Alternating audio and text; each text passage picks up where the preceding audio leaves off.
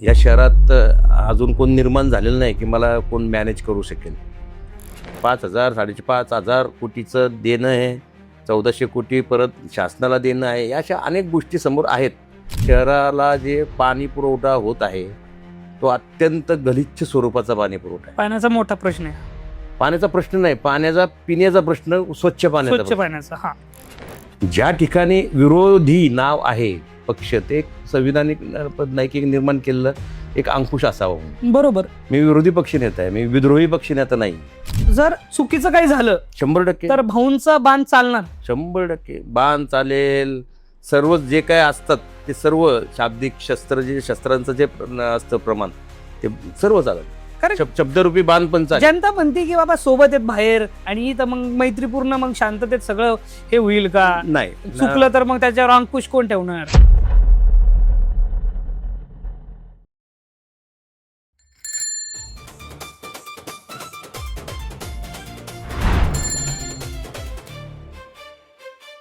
साहेब, जनतेने तुमच्या नावाचं पत्र पाठवलंय माझ्याकडे.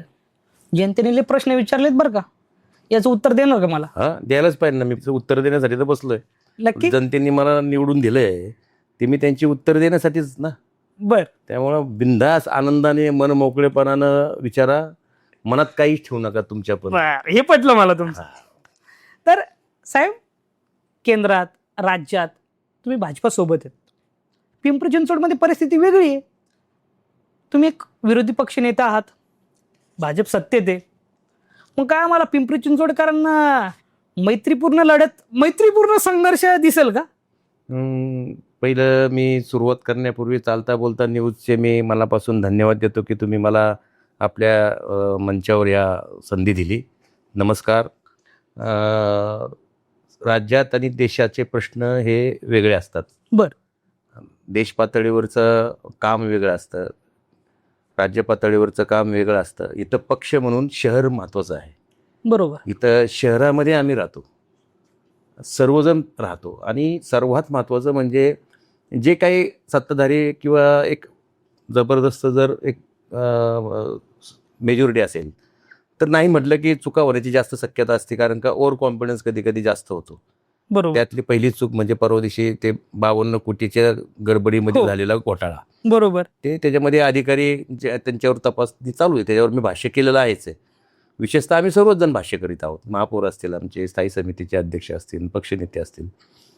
ज्या ठिकाणी विरोधी नाव आहे पक्ष, ते एक संविधानिक नैतिक निर्माण केलेलं एक अंकुश असावं म्हणून. बरोबर. मी विरोधी पक्ष नेता आहे, मी विद्रोही पक्ष नेता नाही. मला पण शहराच्या विकासात्मक दृष्टिकोनातून वाटचाल करत असताना काटकसरीनं विकास कसा करायचा, त्यावर अंकुश कसं ठेवायचा, तो माझ्या अनुभवाचा मी शहराला फायदा देणार आहे. ते पक्ष म्हणून नव्हे, तर मी व्यक्ती म्हणून आणि शहरातील नागरिकांचा विश्वस्त म्हणून, नगरसेवक म्हणून. म्हणजे जर जर चुकीचं काही झालं 100% तर भाऊंचा बाण चालणार. 100% बाण चालेल. सर्व जे काय असतात ते सर्व शाब्दिक शस्त्र, जे शस्त्रांचं जे असतं प्रमाण, ते सर्व चालेल. कारण शब्दरूपी बाण पण चालेल. जनता म्हणते की बाबा सोबत आहेत बाहेर, आणि इथं मग मैत्रीपूर्ण मग शांततेत सगळं हे होईल का? नाही, चुकलं तर मग त्याच्यावर अंकुश कोण ठेवणार? मी गेल्या 25-30 वर्षामध्ये लोकांच्या विश्वासावरच माझी राजकीय वाटचाल, सामाजिक वाटचाल चालू आहे. त्यामुळं या शहरात अजून कोण निर्माण झालेलं नाही की मला कोण मॅनेज करू शकेल. सर्वात महत्त्वाचं म्हणजे आपली बांधिलकी लोकांप्रती आहे. या शहराच्या जनतेचा पैसा तो आहे, त्याचं योग्य दिशेनं, त्याचा विकासात्मक दृष्टी ठेवून, नाहक खर्च टाळून आता घडायचं आहे ते घडलं आहे. प्रशासकामध्ये नाही त्या गोष्टीची अनेक गोष्टी चर्चेत आलेल्या आहेत. आपणही वाचता समजता. 5,000 5,500 कोटीचं देणं आहे, 1400 कोटी परत शासनाला देणं आहे. या अशा अनेक गोष्टी समोर आहेत. पण आता त्या गोष्टीवर भाष्य करून वेळ घालवण्यापेक्षा शहराचा विकास कशा पद्धतीने होईल, त्यावर नियोजन कशा पद्धतीने करता येईल, मोठ्या प्रकल्पाला कात्री देऊन जे अत्यंत आवश्यक जे प्रकल्प आहेत, सर्वात महत्त्वाचं म्हणजे माझं शहराला जे पाणी पुरवठा होत आहे तो अत्यंत गलिच्छ स्वरूपाचा पाणी पुरवठा आहे. पाण्याचा मोठा प्रश्न आहे. पाण्याचा प्रश्न नाही, पाण्याचा पिण्याचा प्रश्न, स्वच्छ स्वच्छ पाण्याचा. पाण्याचा. हा, त्यावर आम्ही विशेषतः त्यावर आमचं सर्वांचंच, विशेषतः आदरणीय आयुक्त साहेब डॉक्टर विजय सूर्यवंशी देखील अतिशय सकारात्मक व्यक्ती आहे आणि विशेषतः महापौर देखील अत्यंत सकारात्मक आहे. आम्ही सर्वच मंडळी एकमेकांच्या संबंधित अनेक वर्ष सातत्याने राजकीय सामाजिक जीवनात एकत्र असल्याकारणानं आम्हाला काय वाटतं ना, आम्ही काय बोलावं ना, यांना काय वाटतं हे एकमेकांचा अंदाज सर्वांना आहे. त्याचा आम्ही ॲडव्हान्टेज घेणार. बरं. आणि पाणी पुरवठा, नदी सुधार प्रकल्प आहे, पर्यावरणाचा 3-13 वाजलेले आहेत. ह्या बेसिक गोष्टी ज्या आहेत की ज्या अत्यंत महत्त्वाच्या आहेत. आता हवामानाचं इतकं दूषित झालं, पाणी जसं दूषित आहे तसं हवामान दूषित आहे. मुलांना श्वसनाचे त्रास होऊ लागले आहेत, वृद्धांना श्वसनाचे त्रास होऊ लागलेले आहेत. कितीतरी पातळी मी आत्ता माझं लेटेस्ट माहिती नाही, पण मी स्वतः त्याचं माहिती घेत आहे. ह्या गोष्टीकडे कोणाचं लक्ष नाही आहे आणि त्या दृष्टिकोनातून मी माझ्या एक अनुभवाचा आणि कसा पद्धतीने रिसर्च त्याला एक झुकतं माप मिळेल किंवा अनुभवाचा फायदा होईल, त्या दृष्टिकोनातून आमची वाटचाल राहणार आहे. जिथं कान पकडायचे तिथं 100% कान पकडले जातील. नाही, बरोबर. कारण की जर विरोधी पक्ष किंवा विरोधी पक्षी नेता जर स्ट्रॉंग नसेल तर सत्ताधाऱ्यांवर अंकुश ठेवता येत नाही. हो. म्हणजे ते पण चांगलं काम म्हणजे जर विरोधी पक्ष नेता स्ट्रॉंग असला तर सत्ताधाऱ्यांना पण वचक असतो बाबा चांगलं काम झालं पाहिजे. मग भाऊ, आपल्या महापौरांबद्दल काय वाटतं? महापौर हे त्यांचं सुसंस्कृत, म्हणजे त्यांचं खूप अतिशय सुसंस्कृत घराणं आहे. माझं म्हणजे योगायोग म्हणा की मी त्यांच्या वडिलांबरोबर आदरणीय बाबासाहेबांबरोबर काम केले. मी त्यांचे चुलते अंकुशरावबरोबर काम केले. त्यांच्या काकी वहिनींबरोबर मी काम केलेलं आहे. त्यांची पत्नी सुयुद्ध जे आमची ती कन्याच आहे, माझ्या मित्राचीच मुलगी आहे श्रद्धा, त्यांच्याबरोबर काम केलं आहे. आणि आता रवी भाऊबरोबर काम करतो आहे. काय एक साधारणतः वागण्या बोलण्यात हे एका दिवसात परिवर्तन होत नाही. ते घरात ते संस्कार असावे लागतात. निश्चितपणे अतिशय सुसंस्कृत महापौर आहेत. त्यांचाही देखील उद्देश आणि त्यांच्या नशिबानं किंवा आईवडिलांची पुण्याई असते. त्यांनी खूप काही गोष्टी त्यांनी गमावल्या आहेत राजकारणात. त्याचा पुण्याईचा परिपाक म्हणजे त्यांना ते मिळालेलं महापौरपद आहे. निश्चितपणे समजदार आहेत. त्यांना सगळ्या गोष्टीचा आणि विशेषतः पर्यटनाचे त्यांना हौस असल्याकारणानं ते अनेक देश फिरलेले आहेत. तिथल्या आपल्या तिथं पाहून आपल्या असलेल्या उणिवा त्यांना त्याची जाणीव आहे. पर्यावरणाबद्दल जाणीव आहे. म्हणजे त्यांना स्वतःची एक ओळख आहे, स्वतःची एक समज आहे. आणि आम्ही आहेच आहे. उलट काही गोष्टी आम्ही त्यांच्याकडूनही शिकतो. बरोबर. माणूस शिकणं हे माणसाचं कधी संपू नये. निश्चितपणे सगळी टीम चांगली आहे सध्या. या पिंपरी चिंचवडच्या ह्या निवडणुकीनंतर अनेक तरुण नगरसेवक निवडून आलेत. पण असं पण चर्चा होती की सभागृहाची शिस्त जरा थोडीशी बिघडते, रील्सचा वापर, ते अतिरेक होतोय. म्हणजे आधीचं सभागृहातलं वातावरण आताचं जरा काय वाटतंय बदल? म्हणजे लोक पण म्हणतात ते रील्स आणि ते महापौरांना आल्यावर आपण नमस्कार करतो, एक आदरातिथ्य म्हणून बाबा आम्ही सभागृहात आलोय, ते कुठंतरी चुकतंय का असं वाटतंय? काय मी वयाचे 23-24 वर्षी ते नगरसेवक झालेलो आहे. काही गोष्टी शिकण्यासाठी स्वतःला देखील त्याची आवड असावी लागते आणि तुमच्या माध्यमातून तुमच्या समोर येण्यासाठी प्रत्येकाची धडपड चालू असते. त्यामुळं मी कुठं दिसलो नाही तर माझं काय होईल एक सतत भीती त्यांना सतावत असते. बरं. त्यामुळे सगळेजण एक रील मास्टर बरोबर घेऊन फिरतात. मग बिचारांना माहिती घेतली पाहिजे आणि त्याला कुठंतरी अंकुश पाहिजे. बरोबर आहे. आणि सत्य जसं लपत नसतं ना तसं कर्तृत्वही कधी लपत नसतं. तुमच्यातला जो स्पार्क असतो ना तो कधी ना कधीतरी बाहेर येतोच. त्यामुळे नवीन नगरसेवकांना मी सल्ला देतो, काही घाई करू नका, माहिती करून घ्या. ज्यांना समजतं त्यांना विचारा. महानगरपालिका कशी असते, सभाशास्त्र काय आहे. तिथं महापौर हा सर्वोच्च पदावर असतो. म्हणजे त्या महापौरांशिवाय कोणीच नसतं, अधिकारी सुद्धा नाही. त्यामुळे एक नियम आहे, हात वर करूनच बोलावं, मध्येच कुणी बोलू नये, टॉन्ट मारू नये, मनाला लागेल असे शब्द प्रयोग करू नये. आणि तिथली जी बोलण्याची जी लकब असते प्रत्येकाची वेगळी असते. बरोबर. गांभीर्याने एखादा विनोद केला तर त्याचा मनावर लागून घेऊन अशा अनेक गोष्टी आहेत. ते त्याचं खरं तर निश्चितपणे प्रशिक्षण किंवा काहीतरी झालं पाहिजे. तर भाऊसाहेबांच्या स्वप्नातील किंवा भविष्यातील 10 वर्षाचं पिंपरी चिंचवड काय वाटतं? पिंपरी चिंचवडमध्ये आज 10 वर्षात अजून काय घडलं पाहिजे, चांगल्या गोष्टी घडल्या पाहिजे? एक तर सर्वात पहिलं महत्त्वाचं म्हणजे बंद नळ योजना पूर्ण झाली पाहिजे. म्हणजे जसं गंगेचा उगम गंगोत्रीपासून होतो, तिचं जे स्वच्छ पाणी आहे ना, ते डायरेक्ट माझ्या शहरवासियांना स्वच्छ पाणी मिळेल.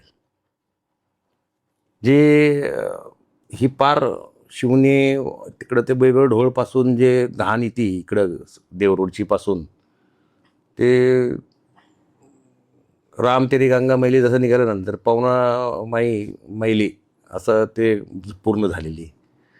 आणि बंद नळी योजनेमधनं डायरेक्ट अतिशय बिस्लरी घ्यायची प्रत्येक शहरवासियाला गरज नाही पडणार. सुंदर पाणी, स्वच्छ पाणी. सर्वात महत्त्वाचं म्हणजे भौतिक प्रगती आपण करत राहू, परंतु मनशांतीसाठी आणि शहराच्या एक सौंदर्य कशामध्ये असतं की तुम्ही निरोगी शहर राहिलं पाहिजे, पाणी उत्तम पाहिजे, शिक्षण व्यवस्था उत्तम पाहिजे. या सगळ्याच्या काय मूलभूत ज्या गरजा आहेत आरोग्याच्या संदर्भात, म्हणजे का समस्या उद्भवतात, हॉस्पिटल्समध्ये योग्य त्याचं सोय दिली जाते का, म्हणजे ह्या सर्व ज्या कचरा, एवढा कचराचे प्रचंड मोठे डोंगर झालेले आहेत मुशीला, त्यावर कायमस्वरूपी तोडगा निघेल का, ह्या ज्या पुढं जाऊन जे जसं भोपाळला एकदा वायुगळती झाली आणि कितीतरी प्राण गमावले होते, तशी काय परिस्थिती आपल्या शहरावर 50 वर्षानंतर 25 वर्षानंतर येऊ नये, त्यासाठी रोड मॅप असायला हवा. म्हणजे मेन म्हणजे पाणी, पर्यावरण अत्यंत महत्त्वाचं, नदी सुधार प्रकल्प, स्वच्छता ती उगमापासूनची पाहिजे असायला हवी. प्रत्येक गावं जी जोडलेली आहेत नदीला त्याचे STP प्लॅन आहेत का, महिला शुद्धीकरण प्रकरणं आहेत का, ह्याचं संपूर्ण PMRDने आणि महानगरपालिकेने समोर बसून काम केलं पाहिजे. या ठिकाणी उत्तम सांस्कृतिक क्षेत्रासाठी, कलाकारांसाठी काय नेमकं आपल्याला करता येईल, हे तुमचं योगदान पण भरपूर आहे. खूप प्रयत्न केले सर्वांनी. ललित कला केंद्रासारखं गरिबाच्या मुलांना नाट्य प्रशिक्षण कशा पद्धतीने मिळेल, महापालिकेतल्या इतक्या मोठ्या शाळा आहेत त्या ठिकाणी मुलींसाठी गैरसोय होणाऱ्या काही ई टॉयलेट योजना असेल किंवा त्यांना उत्तम शिक्षण दर्जा प्राप्त करण्यासाठी ह्या शहरातील अत्यंत उच्च पदस्थ असलेल्या शिक्षण तज्ज्ञांची कमिटी करून त्यावर काय रोडमॅप करता येईल का, सांस्कृतिक क्षेत्राचं एक उत्तम धोरण करता येईल का, क्रीडाविषयी काय उत्तम धोरण करता येईल का, एक क्रीडा प्रबोधिनी जशी आत्ताचे आयुक्त आलेले आहेत, योगायोग चांगला आहे की कोल्हापूरला त्यांनी क्रीडा प्रबोधिनी केलेली, त्यातनं अनेक दिग्गज कलावंत त्यांनी निर्माण केलेले आहेत. शेवटी हे शहर हे भौतिक प्रगती म्हणून त्याची ओळख नसते, किती उंच इमारती झाल्या, किती ब्रिज झाले. या शहरामध्ये कोण डॉक्टर्स राहतात उत्तम प्रकारचे, कोण शास्त्रज्ञ राहतात, कोण कलावंत राहतात, कोण साहित्यिक राहतात, कोण विचारवंत राहतात, ह्यावर त्या शहराचे उंचीचं मूल्यमापन असतं. बरोबर. आणि त्याचा एक व्यापक दृष्टिकोन ठेवून काम केलं पाहिजे. माझं काय, मी काय, मला कोणतं पद काय, मला इतक्या वर्षात पद नाही मिळालं, माझं काय झालं का, किती येतात किती जातात. पदानं माणसाची एक वर्षासाठी प्रतिष्ठा होते, पण सामाजिक कामातून माणसाची पत निर्माण होते, ती माणसाच्या अंतःकरणातून कदापि नष्ट होत नाही. तसं असतं तर रामायण 14,000 वर्षापूर्वी झालं, कालबाह्य झालं असतं सगळ्या गोष्टी. विचार टिकतात समाजामध्ये, म्हणून तुम्ही विचाराच्या माध्यमातून तुमची वाटचाल आवश्यक आहे. भाऊसाहेब, राष्ट्रवादीचे 38 नगरसेवक निवडून आले, तुमच्या वाट्याला 3 स्वीकृत नगरसेवक आले, तुम्ही नावं पण जाहीर केले. भाजपच्या वाट्याला 7 स्वीकृत नगरसेवक येणार, अजून सभागृहात नाव जाहीर नाही झाले आणि काही दबाव आहे का, नाव बदल, अशी चर्चा पण कुणकुण पण आली की दबाव आहे राष्ट्रवादीवर की नावं चेंज करायचे. नाही, भाजप हा पक्ष नेहमी नारीला वंदन करणारा पक्ष आहे. बर, त्यामुळं आमच्या एका नारीमुळे त्यांची काही भयभीत होण्याची शक्यता नाही. का भयभीत व्हावं, आपण सरळ आहोत, आपण काम उत्तम प्रकारे करतो, तर अशी चर्चा आहे असं असण्याची शक्यता नाही. आमच्या सीमाताई आहेत, राजेंद्र जगताप आहेत, आमचे फजल शेख आहेत. प्रश्न असा आहे की त्यांच्याकडे मोठा पक्ष असल्याकारणानं संख्या मोठी असेल, मागणाऱ्यांची संख्या मोठी असेल, त्यांच्यात एकमत होत नसेल, असं शक्यता असण्याची. शेवटी त्यांचा निर्णय, तो त्यांचा पक्ष तो निर्णय घेईल. आमची नावं कोण ठरवणार, आमची नावं आमच्या सुनेत्रा वहिनी ठरवतील, पारदाता ठरवतील, सुनील तटकरे ठरवतील. त्यांच्या नावाचा आम्ही विचारतो का कोण घेणार आहे, किंवा यांना घेऊ नका किंवा त्यांना घेऊ नका, आणि तो अधिकार त्यांना तरी कोणी दिला ना, आम्हाला तरी कोणी दिला. नावं तीच राहणार, आमची नावं. हो, अजेंड्यावर आमची ती अजून तीच नाव आहेत. आता परत कुठं ते फेर, आता तर ते अर्जही करू शकत नाही ना आपण. बरं, नाही चर्चा होती म्हणून मी विचारलं आपलं. मग सुनेत्रा वहिनी, तो निर्णय सुनेत्रा वहिनीचा आमच्या, त्या निर्णय घेतला. तुमचं काय मनात आहे का तसं काय? नाही, म्हणून ती कुणकुण होती हो, जनतेने विचारलंय बाबा काय गडबड काय चालली. नाही, काय गडबड नाही, काय चालतं, थोडं राजकीय असतं, गडबड बर. गोंधळ हे बर, बर. अशी ही बनवबनी असते, सगळ्या गोष्टी चालतात. तर साहेब, अजितदादा नाही आहेत आज. ज्या वेळेस पिंपरी चिंचवडचं नाव घेईल, कोणी घेईल, तर दादांचं नाव प्रामुख्याने घेतलं जातं आणि ते भविष्यात पण घेतलं जाईल. आज दादा नाही आहेत. दादांची ती जी दूरदृष्टी होती, त्यांचं एक बघण्याचा, शहराबद्दल बघण्याचा जो दृष्टिकोन होता, मग आज कसं पाहताय? हे बघा, ज्या व्यक्ती असतात ना, ज्या कर्तृत्व सिद्ध करून नावलौकिक मिळवलेल्या ज्या व्यक्ती असतात, त्या व्यक्ती ते एकच असतात पुरातन काळापासून. दुसरं संत तुकाराम होणे शक्य आहे का? दुसरे छत्रपती शिवाजी महाराज होणं शक्य आहे का? दुसरे डॉक्टर बाबासाहेब आंबेडकर होणे शक्य आहे का? दुसरे बाळासाहेब ठाकरे होणे शक्य आहे का? आदरणीय शरद पवार साहेब आहेत, त्यांच्यासारखा दुसरा व्यक्ती आहे का? ही माणसं लिजंड असतात. त्यांच्या एकच अमिताभ बच्चन असतो ना, का अभिषेक बच्चन थोडी अमिताभ बच्चन होणार आहे? प्रत्येकाचं एक शैली, एक ठसा उमटवलेला असतो. ती फ्रेम तयार झालेली असते प्रत्येकाच्या मनामध्ये, अंतर्मनामध्ये. आणि त्या फ्रेमच्या बाहेर कधी येऊ शकत नाही. वसंतदादानंतर खरे नंतर दादा झाले असतील तर मग अजितदादा झाले. ह्याच्यानंतर अजितदादा जो होणे नाही. त्यामुळं दादांची उणीव कोणी भरून काढणार नाही. पण याचा अर्थ कर्तृत्व संपन्न सुनेत्रा वहिनींनी दादांना जवळून आयुष्य काढलेले आहे. कामाच्या शैलीमध्ये फरक असू शकतो. दादाच आहे, दादाची जागा कोणी घेऊच शकत नाही. पण पारदादा देखील तेवढ्याच प्रचंड आवाका असलेला आमचा नेता आहे. वयाचं मूल्यमापन नेतृत्व नसतं. काहींना मान्य असेल, काहींचं आपल्या मनासारखं झालं नाही की त्यांना काय कळत नाही म्हणायचं. मनासारखं झालं की त्यांच्यासारखा नेता कोणी नाही म्हणायचं. ही घाणेरडी पद्धत चालू आहेच आहे. पारदादा हे मला खात्री आहे, कारण का मी गेले 2 वर्ष त्यांच्याबरोबर काम करीत आहे. सुनेत्रा वहिनी अत्यंत संयमाने काम करत आहेत. आणि पारदादांना एक खात्री आहे की आपल्या वडिलांना, म्हणजे आमचे नेते, आमचे दादा, त्यांच्या मोकळ्या ढाकळ्या स्वभावामुळं, त्यांच्या गर्दीमुळं त्यांची अनेकांनी पाकिटं मारलेली. अनेक जण मोठे होऊन दुसऱ्या पक्षात गेलेले आहेत आणि त्याची त्यांना खात्री आहे, जाणीव आहे. म्हणून ते पारदादा निर्णय घेताना पारदर्शकतेने कुणाच्या दबावाला जुगारून निर्णय घेत आहेत. म्हणजे उद्या मी जरी त्यांना सांगितलं तर ते शहानिशा करतात. त्यामुळं निश्चित पारदादांच्या हाती, सुनेत्रा वहिनींच्या हाती, आणि विशेषतः तटकरे साहेबांसारखं, प्रफुल्ल पटेल साहेबांसारखं अत्यंत प्रगल्भ नेतृत्व त्यांच्याबरोबर आहेच. आणि तेच त्यांच्या घरातच दादा घडले ना. दादांना तेच बघत होते ना कंटिन्यू 24 तास. त्यामुळे दादांचं माहिती आहे ना त्यांना काय. त्यामुळं निश्चितपणे आमची सर्व टीम चांगली आहे आणि आम्ही पारदादांच्या नेतृत्वाखाली जबरदस्त पार्टी चांगल्या पद्धतीने चालू. बरं साहेब, जे आता तुम्ही उत्तर दिलेत का, मी आता जनतेपर्यंत तुमचे उत्तर घेऊन जाणार आहे. मग मी तुमच्या माध्यमातून सांगू का जनतेला की बाबा निर्धास्त राहा, खमक्या विरोधी पक्ष नेता आहे, चुकलं तर म्हणजे बिंदास सांगा. 3ऱ्या मजल्यावर माझं ऑफिस असतं. हा, काही शंका असेल तर या.